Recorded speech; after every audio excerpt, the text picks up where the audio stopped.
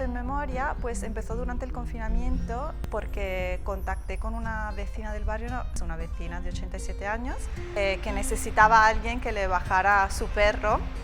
De ahí empezamos nos hicimos amigas y nos intercambiamos historias de vida. Yo también en ese momento estaba, como muchas personas me imagino que son de afuera, pero muchas de aquí también, estaba muy aislada, con lo cual tener esta relación humana me ayudó muchísimo. Entonces yo le bajaba el perro, pero en realidad era una excusa para hablar y para intercambiarnos historias. Y de allí, pues como soy periodista, le pregunté si podía grabar su historia en formato de audio y le pregunté si tenía fotos de su vida.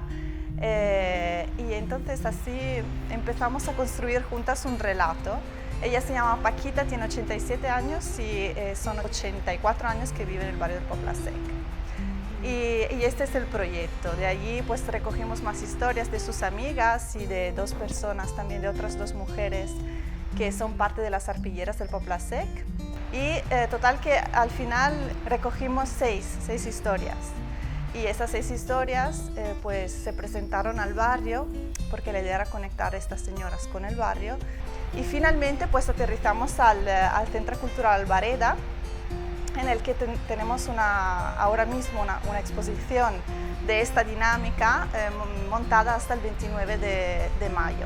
Pero la parte más bonita de este proyecto es sin duda el momento en el que el barrio conecta con ellas, porque es en ese momento en el que entendemos que las relaciones humanas que se tejen desde la emergencia, y es una pena que se haga solo desde la emergencia, son relaciones humanas que no tienen prejuicios. Entonces, si una cosa buena nos ha devuelto esa situación, es aprender que al final pues, compartir nuestras historias en un espacio público nos puede ayudar a reflejarnos en estas historias, a sentirnos menos solas y a acompañarnos durante la vida, aunque estemos separadas de nuestras familias, porque empezamos a tejer relaciones que van más allá de nuestra familia de sangre, entre comillas.